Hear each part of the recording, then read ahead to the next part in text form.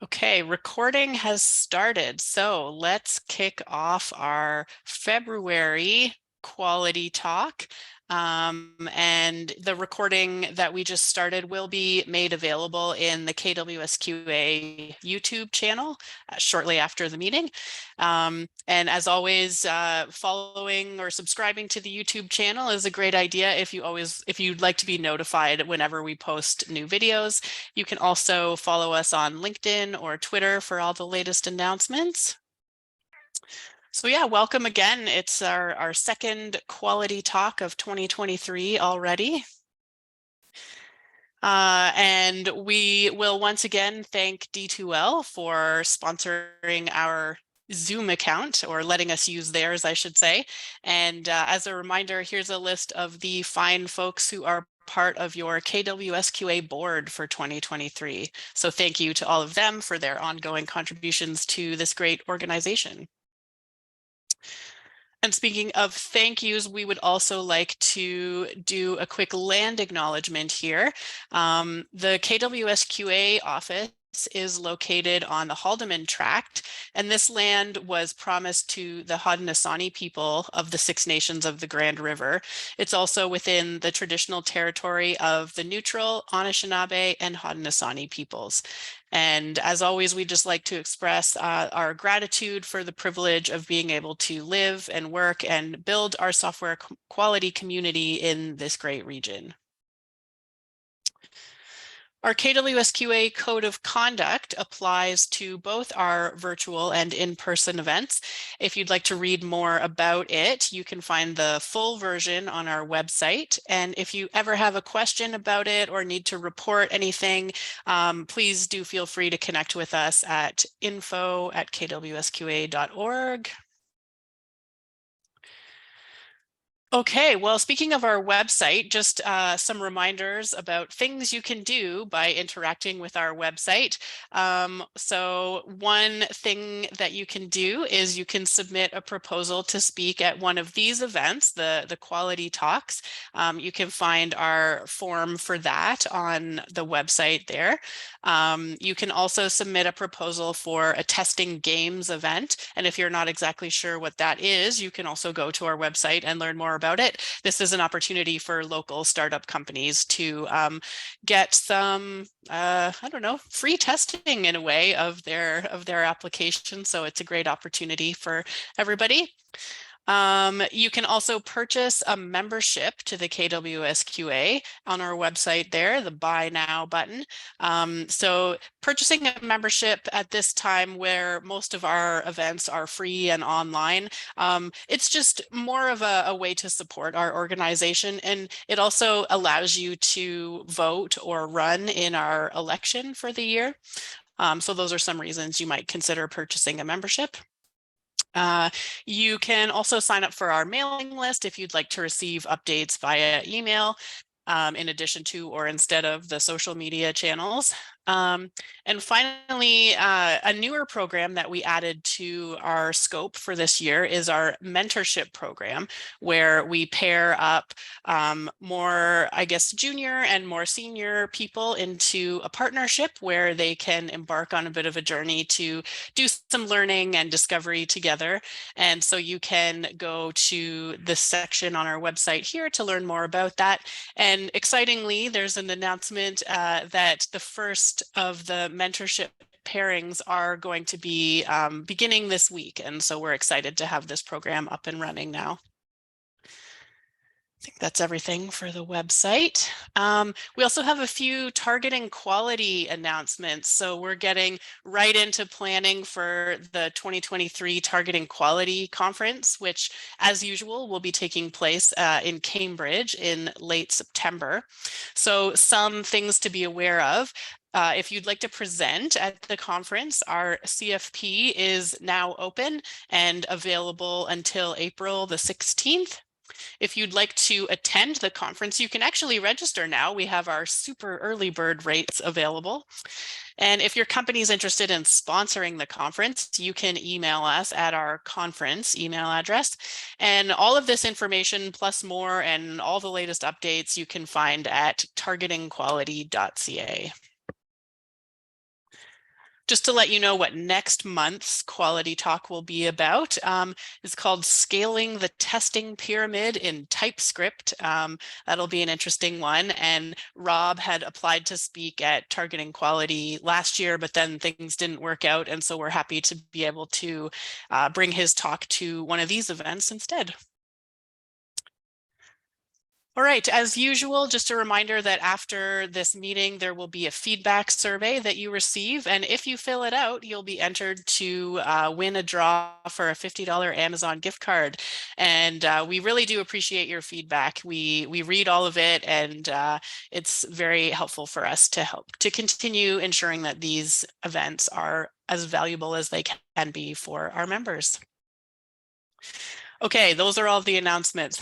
That felt like a lot of announcements, but let's get to the good stuff. Today's presentation, Hunt, Gather, Automate, brought to you by a collection of presenters. I don't remember having this many presenters for a single talk before, but all of them are wonderful people that I work with at D2L. And I'm very excited to hear their story today, and I'm sure all of you are as well. So I'm going to stop sharing and let them take over. So welcome to all of our presenters. Thank you for being here.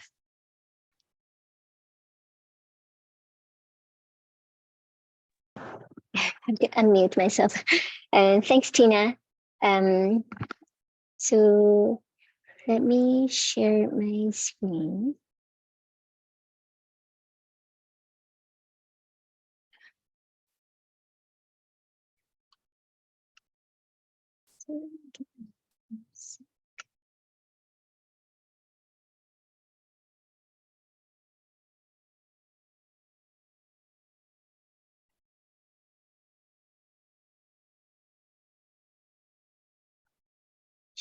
This one.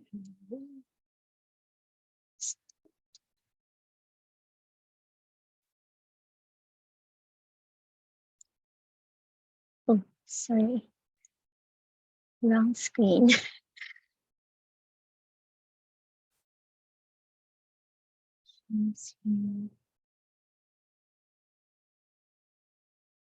All right. Yeah, can people see the slide? The Hunt, Gather, Automate? Great, perfect. Right.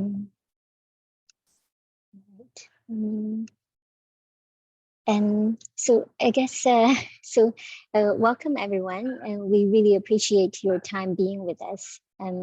Our presentation today is Hunt, Gather, Automate, a new approach to test automation from the Test Automation Working Group at D2L. So we have, as you can notice, we have a 7 presenter today. So we will have a group introduction. Yeah, a group introduction for everyone. And so we are, so we're a group of test developers from D2L who are passionate about test automation. And we have various levels of expertise and experiences, with almost a century of combined testing experience among 7 of us. And D2L doesn't have a centralized testing team. So we are all from different Scrum and dev teams responsible for different parts of the D2L products. So let's get started.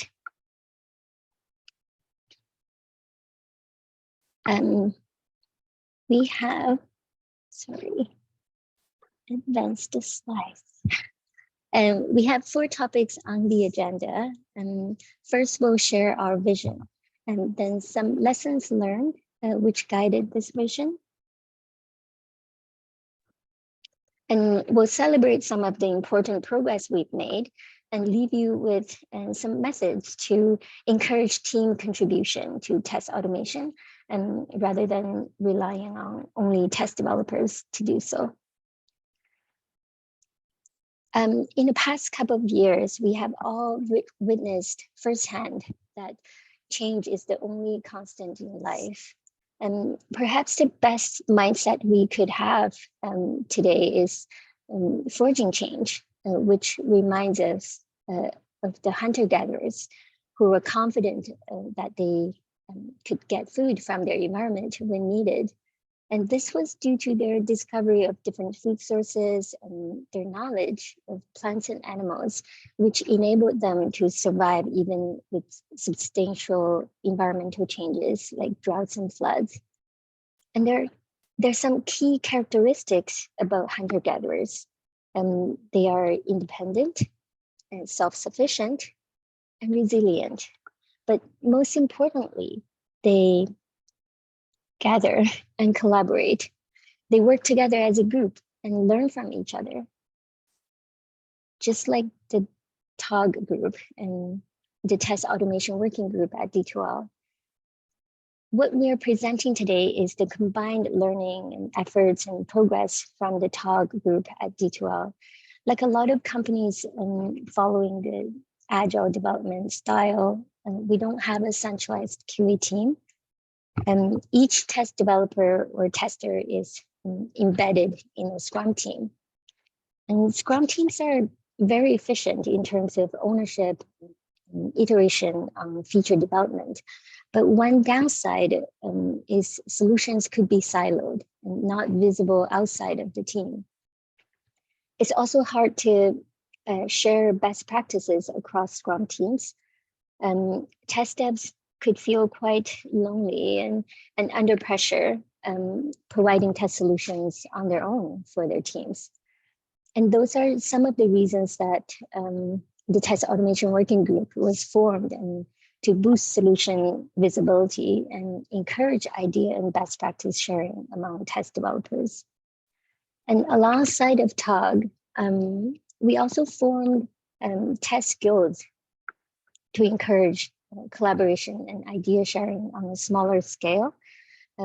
So overall, D2L has been fully realizing the values of collaboration among test devs, and even performance engineers. So through collaboration, it became clear that we are aiming for a D2L style automation ecosystem. What does it mean by D2L style? It means it'd be a set of collaboration projects, each targeting one part of the ecosystem. It'd be cross teams among test devs and devs. So whoever is passionate about or expert of any piece can contribute. It'd be visible to the entire organization, both on the solutions and reporting. So all teams who want to start or improve automation would know where to find things or who to reach out to. It means we would build each piece of the automation ecosystem with the mindset of running tests at scale. One example would be having built-in support for running tests in parallel when designing and writing tests. It also means we would work toward being more boundaryless. For example, exploring ways to collect performance feedback while covering functional tests. So let's dive into this vision with more detail. And the idea of an automation ecosystem is not entirely new. And in fact, over the years, we've been always building pieces of it. What's new is to look at all of these pieces together as a whole with an overall strategy and planning to see how automation at different layers fit into the big picture. So starting from the lower level, for the backend on the left and front end on the left, on the right, we have unit and integration tests for both as part of the build CI. Then on the middle layer, we want to have enough backend API tests in place to not only test the functionality of the APIs, but also get performance feedback on them.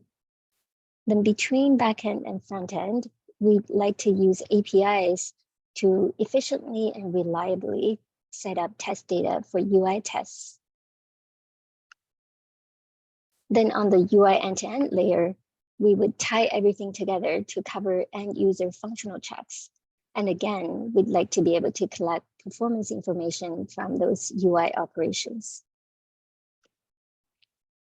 And we need both API tests and UI tests, UI end-to-end tests to be able to run parallel at scale. And finally, we need some centralized reporting mechanism to link all the pieces together so they can be visible. We believe that has been the missing piece of the puzzle for a long time. And that is to have the API and UI end-to-end and performance tests to output their test results and artifacts to a common place, like AWS S3, regardless which test framework is being used. And this is to prepare us for ultimately building centralized reporting, such as a bird's eye view of automation dashboard with some visualization capabilities. Another key point is we'd like to define some paved paths for each of the blue boxes here to make automation adoption easier for teams on those layers. And later in our presentation, you will get a sense on the progress that we've already made toward this goal. And our automation ecosystem proposal wasn't made in a vacuum, and rather it was based on years of iterations of learning from the past lessons and combined with discovery and experiences from all TOG members. So I'll pass it on to Dan to take you on this journey. Thanks, Jenna. So yeah, while we're looking forward and setting our sights on this ideal ecosystem, we can't forget to look back at the road we've traveled so far. Over the years, we've climbed many obstacles and dismantled numerous roadblocks. We've found alternate routes around various pitfalls. So we're taking those skills that we learned and the tools that we've cobbled together to preemptively smooth out the path forward as we go. The list you see here isn't an exhaustive list by any means. I know there's a few smaller projects that have come and gone at D2L without much fanfare, and I bet there's a few I never even got to try out either. Now, of course, none of these attempts were, quote unquote, wasted effort, since we did learn some valuable lessons every time. I found this nice little image a while ago on doing a DuckDuckGo search. Seemed to fit nicely. But I actually heard a better saying after the slides were made, which was measure, learn, adapt, repeat. And I think that puts a little bit more of a positive spin on what we're aiming to do. So let's start a bit with Selenium. Just a real quick bit of history. The Selenium was D2L's first full-fledged UI end-to-end automation platform.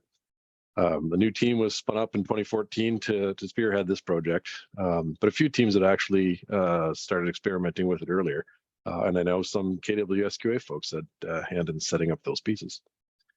The idea here was to automate the current set of regression checklists that were executed by testers on every release. Back then, D2L was on a 2-year release cycle with 6-month service packs. But the move to continuous delivery and monthly releases would make it impossible to keep doing those manually. So our team was tasked with automating and expanding that coverage. Coverage was mostly expanded by the addition of 10 contractors. By the end, we ended up with over 2,000 UI tests running daily. 2 years later, in 2016, the initial team was dissolved and test devs were dispersed throughout the company. Sadly, there wasn't a proper plan for how the tests would get maintained going forward. And to compound the problem, the original teams that had been shuffled around, they were now set up in a way that they didn't have, the original areas being tested didn't have proper owners anymore. So the entire suite just kind of ended up being moved to the legacy support team with me. After 6 years of being on life support, there's a significant change to the Chrome drivers frame handling early in 2022, and that led to the tests being temporarily shut down in June. And it wasn't that long after that we just made the call to make that state permanent. So as of August 2022, they are officially dead. So yeah, lessons learned. I could literally take up the entire hour talking about things that we've learned or lived to regret. I forced myself to keep it to a single slide for today. Everything on this list, though, has contributed directly in some way or another to the downfall of the Selenium tests. So first thing we learned is that test structures should be linked in some way to the production code. Having a disconnect between product evolution and testing structures makes for a maintenance and duplication nightmare. Just as a real quick example, the legacy UI we started with had visual buttons. As you see them on screen, they were actually rendered in the back end as anchor tags, so A's in the DOM. But links are, of course, anchor tags too. And there was no test code structures in place that actually mimic the UI components that were used in rendering. So when a couple of years later, our entire UI was modernized and we decided to change the buttons to be actual button tags, we couldn't distinguish between links and buttons in our test code. And we ended up with a boatload of failures, and they all had to be examined by hand and fixed. So after that, we paid closer attention to the reusable UI components that were being used in the newer frameworks. And that led us to update the test framework as well with some similar class structures to try to avoid some duplication. This code structure idea also melds in with the next point about maintenance. Test code shouldn't be treated any differently than production code, whether you're talking in terms of quality and design, so being held to the same coding standards, making sure that things are readable, pre-factored, using appropriate design patterns, or in terms of lifecycle, where the initial development is only a small part of the overall life of the tests. Documentation and training fall into this too. And we all know that the best documentation is clean code. A steep learning curve quickly becomes a barrier to adoption. And last but not least, making sure there's a plan in place for maintenance and monitoring is vital. Because if the tests are owned by everyone, but nobody is actually accountable for them, there isn't really much reason to act as tech debt comes due. We also learned that tests really do need to be fast. We can't get feedback in a timely manner. It becomes more difficult to act on it. Whether it's individual tests taking too long or just running the whole suite, that's the bottleneck. There needs to be a continuous focus on making sure that we don't lose developers and testers' attention as they wait for results. Another consequence of slow tests means they can't be included in a CI or build pipelines. And that sometimes has an implication of lesser importance, I guess, of the tests, since they're not actually blocking anything from getting deployed. Similarly, we need to be careful about test design, and one of those criteria is that the test should be parallelizable. I put that in quotes. It's kind of more of an awareness thing than a hard requirement, but eventually, especially when you're doing UI tests, it just gets to a point where it takes too long. But really the key here is having proper awareness of things like dependencies or preconditions that the tests rely on, flags and global configurations. They all need to be set and known to a known state. And all of those things directly contribute to making your tests, making sure your tests stay stable over time. And with that, I will pass it on to Lauren to talk about some TestCafe lessons. Thanks, Dan. So TestCafe is another UI automation framework. And as D2L started to phase out the Selenium tests, other teams started exploring TestCafe. What I want to share is some of the lessons learned and handy tips and tricks we found as we were developing tests with TestCafe. So in general, make your test development quick and easy. A good practice is to separate your page objects and your test scripts, as we've done here in our folder structure. Another aspect is in Brightspace's learning system, there are different roles. So you could be an administrator, a teacher, or a student. We've defined all those roles in a template site, which then propagates to every new continuous delivery site that spins up. And then our test can just log in as a user of the appropriate role. We've also taken all the landing URLs for the pages under test. And we've defined those in one constants file, so it's easy to get to any page that we need to know. And third on this page is maintain your documentation. Our team wrote up a quick start guide for Test Cafe, and we included a section on known limitations and troubleshooting, so that if we hit an issue, we would document it, and then somebody else who's new to the framework who came along later, they would see it and they wouldn't spend time troubleshooting and trying to debug something that's already known. Next, please. Another useful tip we found is to keep our framework and dependencies updated. Test Cafe itself is an NPM package. So unlike Selenium, you don't have to upgrade a separate Chrome driver or WebDriver. However, we hit a point where tests were running stably until we found a limitation that required upgrading Test Cafe. And a lot of versions had gone by. It was a large delta. So when we did the upgrade, some of our tests began to freeze and had to be reworked. Now, subsequent updates, they were much smaller deltas, and they went pretty smoothly. Initially, we were running all of our tests in one big test run in a GitHub action. We would sometimes see that a certain test would freeze. And due to an overall timeout on the test runner, if this test would not get kicked out of its frozen state, it would take the whole run down, and then we wouldn't get results reported for the other tests.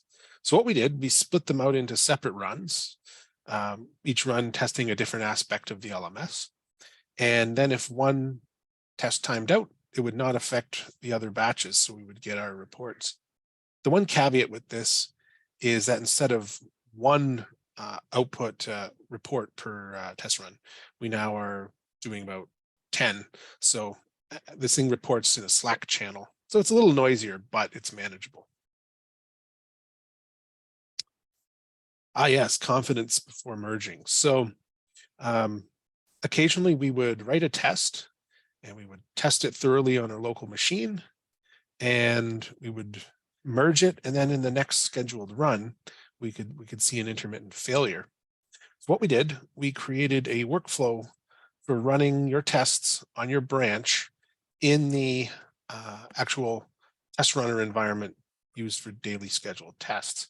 So you could repeat this several times, ensure it was going to pass in the ultimate environment it runs in daily, and then merge. That was a big help. After a while, we were testing our Test Cafe tests, and then we noted that some of our runs began to fail. And digging into it, we found that we had filled up our limited GitHub storage. So we made some changes behind the scenes to save our test artifacts, such as screenshots, screen videos, and reports and whatnot, to Amazon S3. Now we have lots of storage, problem solved. And finally, collaborate as a community. We created a Test Cafe automation dev Slack channel where we could collaborate, support each other, share solutions to problems. And it was easy to get subject matter experts in and get a quick answer, see if someone had tried a particular solution. So that wraps up the Test Cafe lessons learned. I will hand it off to Jenna. Thanks, Lauren. So Dan and Lauren gave us a nice summary of our lessons learned from past UI end-to-end test framework. On the API layer, the single biggest lesson we had was don't leave testing your APIs so far into production, period. We learned some hard lessons on hypermedia APIs not performing well in production, which we never want to repeat. So next, Richard will talk you through how we used APIs to handle test setup for UI end-to-end tests, which led to the discovery of a new UI end-to-end test framework. Thanks, Jenna. Yeah, one of the lessons learned from the Selenium project was that you need a comprehensive API framework to support your UI tests. It can make your tests faster, less flaky, and reduce your code base. In our case, we created an internal project called the Brightspace TestBench, which wraps our external APIs written in JavaScript. The project provides a ton of defaults so that you can create data with a single line of code. On the right, we have two examples demonstrating how easy it is to create a course. And with Node's promise all function, you can create data in parallel, which makes setup even quicker. One of the other lessons learned here is that you just have to start. There's lots of gaps in this project, but we encourage everyone to add their APIs when they can. As hinted in the previous slides, we've been exploring UI frameworks that integrate well with the TestBench. And Playwright is one of the newest automation tools available, and with its goal to help address some of the pain points of the past. It was built with 3 pillars in mind: to make authoring tests easy, execute with speed, and finally report and troubleshoot tests when things go wrong.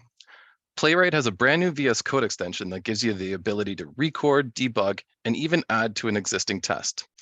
I think it writes significantly less code and is a great aid to understanding complicated pages. Playwright, when used in combination with the TestBench to create data, makes a powerful solution to solve problems like speed and flakiness. With video recordings, logs, and a really cool tracing feature, maintenance is easier, and you should have more time to address other priorities. Over to you, Dan. Thanks, Richard. So, lessons learned. After all these lessons, it's really is important that we evolve our approach and build on top of our past iterations. So this time around, with the Playwright frameworks, we're going to be focusing more on ownership. It's actually worked out pretty well. This is the first time that test devs across teams are already kind of aligned on the Playwright path, and so getting that, maintaining that alignment is going to be key. We're in the process of defining an ownership ADR, which is an architectural decision record, to make sure there's clear accountability and long-term responsibilities are understood, not just for test writing, but for monitoring and maintenance as well. To speed things, we are going more consistent in leveraging the APIs for test data setup, using the TestBench. And we also are pushing for more APIs during development to make sure that we can continue to leverage those APIs and maintain our stability. Starting from day one with continuous integration triggers, so that we can make sure we can hopefully move into our CI pipelines and build pipelines whenever possible, and making sure that we have proven stability before we do that. We also want to make sure there's multiple reporting options in play, such as Playwright's reporting framework. It's actually meeting many of our reporting needs already. As Richard mentioned, video logging is actually a great addition that we didn't have with Selenium. From a coding and framework perspective, we now have a set of quick start guides, and we've also documented the lessons learned and some best practices for things like test writing and code reviews. We're also moving towards our ideal goal of having our test structures like page objects. For those of you who are familiar with UI test writing, we want to have our page objects actually living with and therefore getting updated alongside the production code, and tests can import these and leverage them accordingly. And finally, we're actively encouraging developers and test developers to make code more testable. So if you are able to add IDs or test specific IDs that the UI tests can leverage, we are encouraging that. We've actually had some success in this area already with some of our newer features, and we're hoping to keep the momentum up as older code gets deprecated. And with that, well, back to you, Jenna. Thanks, Dan. So now we've covered the goal, the past lessons, and here's some positive news on the progress we've made in the past year. So we now have centralized frameworks in place at both API and UI end-to-end layers. And we're in the process of defining paved paths for them. We treat automation framework development as real projects. So we went through planning and tracking and documented decision-making, all in a centralized place. We worked with developers to put infrastructure in place using shared GitHub Action workflows to run tests more frequently on every last known good builds. We can run tests faster via the evolutionary change of using APIs for test data setup and test verification wherever applicable, and running tests in parallel. We put much more thoughts into design tests to enable them for parallel runs. And we've laid the foundation to store all test results and artifacts in one centralized S3 bucket to prepare our ways to explore on centralized reporting. And every single item on this list is super exciting to us. And that's why we are sharing and hope to get you inspired as well. So one of the D2L teams really invested their time and efforts to turn their API test repo into a test framework in order to recognize the value of collaboration on API testing. The test devs and developers work together to streamline the tooling of API tests using Postman in a CI pipeline. And developers helped tremendously on some heavy lifting enhancements, like subscribing to the build triggers so the test can run on every good build, passing build CI, and other key features of a flexible test runner, like auto wait and conditionally skipping tests, which are not natively supported by Postman. And since this inception, several teams have adopted this API framework and taking advantage of existing test infrastructure and regularly regressing their APIs on every build. And by implementing this framework, we discovered some integration timing issue across Brightspace tools, like the delays with event-based asynchronous data, which was not something we never thought about in the past during test planning. So that's on the API layer. I'll pass it on to Rashmi to talk about the front end. Thanks, Jenna. So Playwright has been really popular at D2L. And last year, multiple teams have started test automation using Playwright. We at TUG started looking into commonalities and best practices different teams were implementing and started defining the paved paths so that it becomes easier for other teams to adopt test automation. We also created a centralized repository. In the process of creating Playwright framework, test devs from different teams collaborated. It was important to track progress and keep the information flowing. GitHub Projects was chosen because it was easier to link it with the test repository and visualize the task. Important decisions like defining standard for merging the code and technical decisions like language to use are documented using architectural decision records. Learning from past, efforts were made to design tests independent of each other. Failure of one test should not block overall execution. The precondition of tests like creation of users and other data setup is done using API, which helped in making the actual UI test stable and faster. Because tests were independent, it was possible to run tests in parallel using GitHub Matrix for different browsers.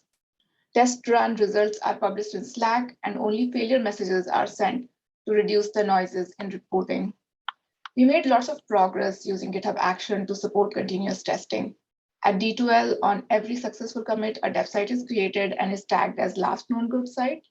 So we collaborated with dev to create GitHub Action, which will trigger test automatically as soon as LKG sites are up. And this has helped in surfacing issue faster. The initial phase of test automation, teams were uploading test artifact in their dev AWS account or in GitHub directly.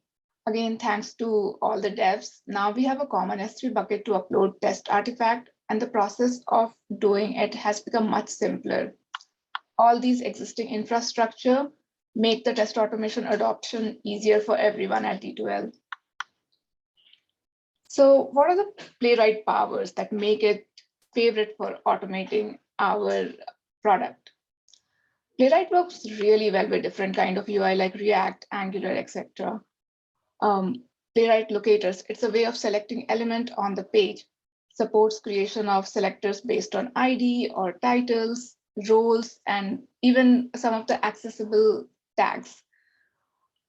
It also has dedicated iframe selector, and shadow DOM piercing is an out-of-box feature. Nested iframe, deep nested shadow DOMs does not require any special setup, and this has made writing UI test automation easier. I can go on about all the amazing features Playwright has. However, let me share my favorite feature. A bit back. Sorry. Sorry, I accidentally Yes, no problem. Touchpad. So Playwright has auto wait built in with locators. Waiting on elements have been a pain point for Selenium, and Playwright has definitely addressed it to an extent. There are features like expect.poll, which send repeated requests till a certain condition is met. There are options to wait for response on APIs and then move to the next step on the UI testing. These features make UI test stable. Now I'll pass it over to Darren to share more on it. Yeah, so just wanted to talk a little bit about how we've made some progress in integrating TestBench with Playwright. I'm not sure how much anybody has picked up about TestBench from earlier in the presentation, but TestBench is a repository that we use for creating test data easily within Brightspace. And an example of what we've been able to do integrating TestBench with Playwright is in the testing of our work to do widget. You can see an example of this on the slide. It's a widget inside Brightspace, which just shows upcoming and overdue assignments and activities. So when we are approaching automated testing for this widget, you know, there are a lot of different display states that need to be created to test, you know, all the different possibilities of what this widget can show. And it's a monumental task to undertake when it comes to creating the test data for that. TestBench made that incredibly easy. We could have small test cases despite the large amount of test data that needed to be created. We were also able to easily do the create and clean up steps by using Playwright's before all and after all functions. And then TestBench itself has a cleanup function that's built right into the TestBench functionality. So we can run that in the after all function and clean up our data after each test very easily.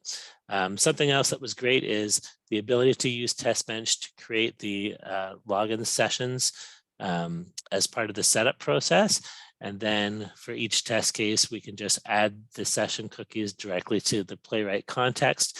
This avoids having to manually log in to the application each time we're trying to run one of those test cases. We did discover some gaps in TestBench specifically, things like incorporating surveys and discussions as we're going through, but we are able to evolve that as we go. So passing it back to Richard. Thanks, Darren. My team was given an unusual ask.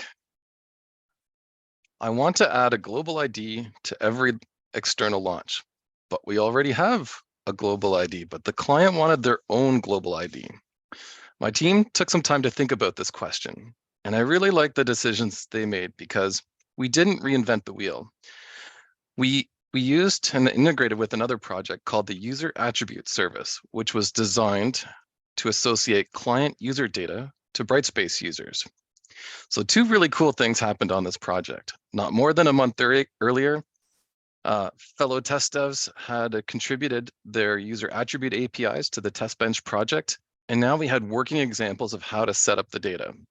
This in itself saved a ton of time. And secondly, the APIs were key here since the attribute service was off stack, meaning that we can't rely on static test data to set up our test environment. So how do you test something with a visual tool that you can't see? Well, it turns out that Playwright is actually pretty good at this too.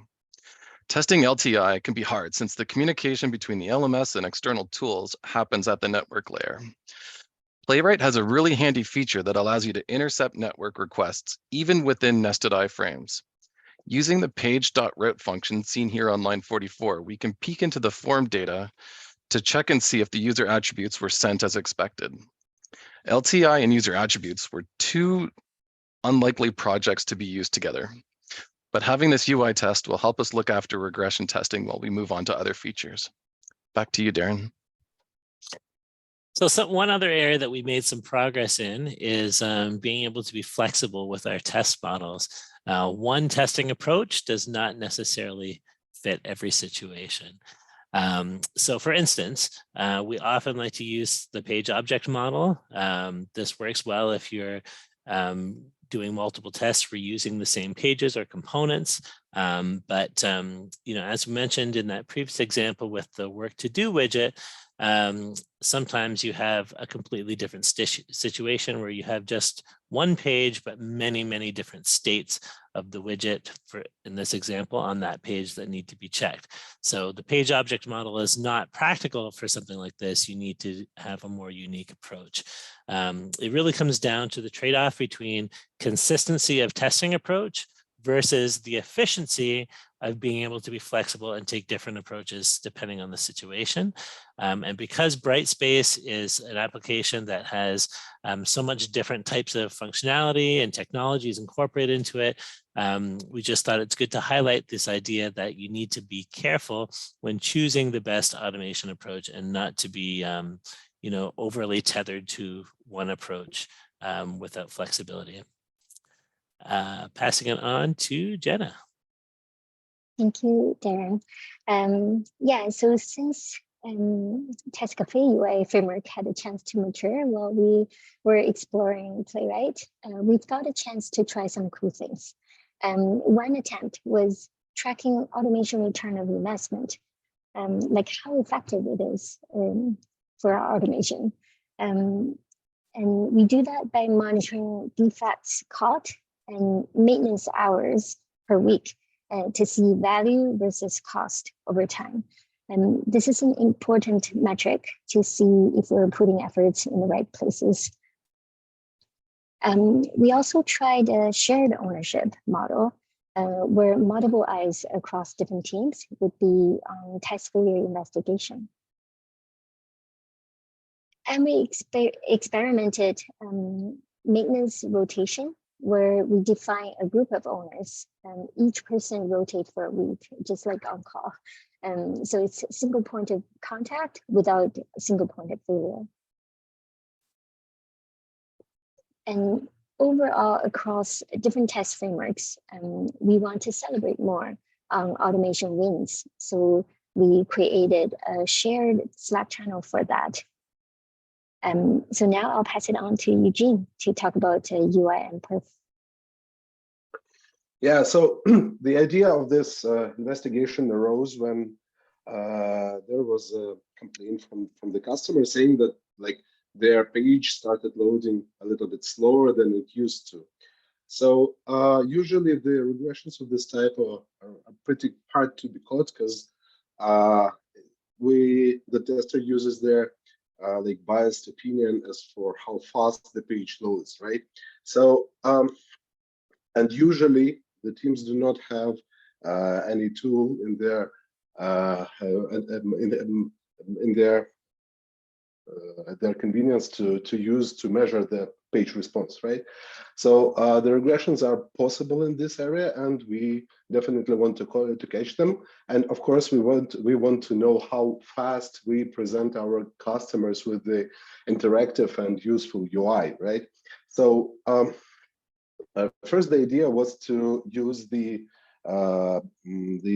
Chrome criteria, Chrome data from the dev tools, like the page load time and all those things. But it turned out that this data was not very reliable because the page can keep loading, but the UI elements are already interactable. So that is why. So we decided to use can I get the next slide, please? We decided to use the Web Vitals. This is the initiative that was presented by Google a couple of years ago. So this is a set of the criteria used by Google to measure the page performance and response. As you see, on the slide, you can see the three most the key criteria that are used for measurements. So it's like the largest contentful paint, first input delay, and cumulative layout shift. So as you see, according to these graphs, it's pretty easy to understand how good your UI is, right? So based on the timing of these criteria loading. Yeah. So the tool that would allow us to measure these criteria is definitely we can use the Lighthouse Playwright tool. It's a very good integration, and it is used as an NPM package. So the pluses of this NPM package is that it's really easily customizable and configurable. It works very well with Playwright using the Playwright fixtures, and another advantage is that the tests can run in the pass-fail mode, or they can be run as the source of the historical data. So the tester is able to run the tests within, say, like a week, and analyze the data based on how fast the page loads. And on the one hand, and on the other hand, the pass-fail mode allows us to catch the regressions early in the feature development process. And on the next page, on the next slide, you can see it's like a very short GIF that shows us how the Lighthouse report looks like. So it's like you see that it splits the data into the useful blocks. Yeah, and it measures like several aspects of the page, like accessibility as well. Yeah, so this is a little bit about Lighthouse Playwright integration.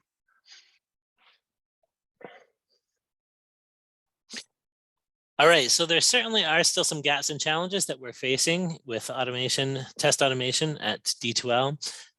For instance, we could use a good centralized test reporting solution. This means both reporting to the team, the testing team, as a whole, as well as a way to report across tools and frameworks. Something like this would look like a centralized dashboard where we could see the results of all the testing in one place. There's also the challenge of maintaining more than one framework for different layers of automation. So lots to do there. We could certainly use more people and talent to make faster progress.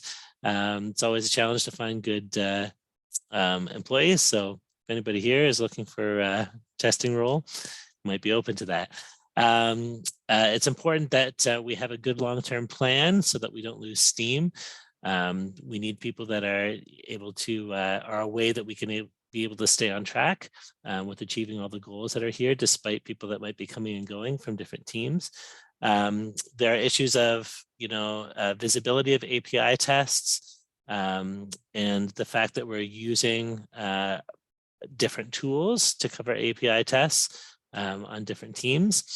There is, a challenge for integration tests as far as, covering testing between tools or between different teams that are managing different tools and how they integrate with one another. And then finally with TestBench, it's something that's still evolving as well. So we're trying to address the gaps in that data creation tool as we encounter them.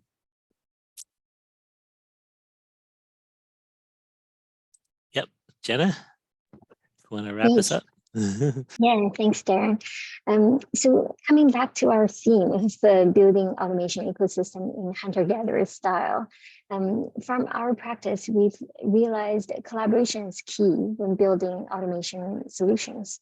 We see lots of benefits from forming and joining an automation group like TOG within the company, and also externally joining a testing community like KWS QA, and to be in touch with the industry.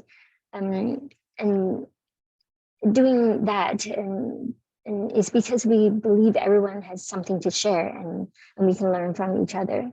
And also, like you can see from our presentation, a lot of the automation topics are cross-team and also cross-functional groups by nature, which requires collaboration to be successful. And we see, and so we definitely encourage testers or test developers to collaborate with devs and within teams and across teams, and yeah, to recognize that value. And we see a lot of benefits in reusing existing testing infrastructure whenever applicable, to avoid reinventing the wheels. And we always encourage everyone really to share their automation needs and ideas. And because the collaboration naturally starts with the needs, and then the ideas, and then the solutions. Sorry.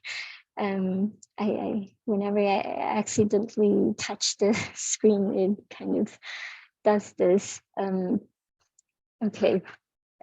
Yeah, so by sharing the automation vision and ideas and solutions, we found that it would often inspire others on the team, and especially the developers, to help improve these solutions, which leads to our final point, and more collaboration. And so the TOG group sees the benefit of collaboration not only among the testers and test developers, but also across functional groups, like we mentioned earlier. And we see the collaboration leads to the result of one team's success and often leads to quickly flow the solutions across all teams. So good solutions are not siloed but reused to improve overall efficiency in delivering quality software, which hopefully helps to have happier customers. So that's all the content we prepared for today. We will open for Q&A, if we have enough time. Thank you, everyone. That was so great to hear so many different voices and perspectives and aspects of your journey over the years. I guess we are already right at 1 o'clock here, but I was going to offer that if anybody has questions for this group, if you could include them in when you fill out the feedback form for this talk. There should be like a sort of general comments section at the end. And if you have questions for the presenters, please feel free to include those there, and I will make sure they get passed along. So yeah, thank you so much to all of the D2L presenters for sharing this today. And yeah, hope everybody enjoys the rest of their Wednesday. Hopefully see you next month. Thanks for hosting. Thank you. Bye. Thanks. Bye.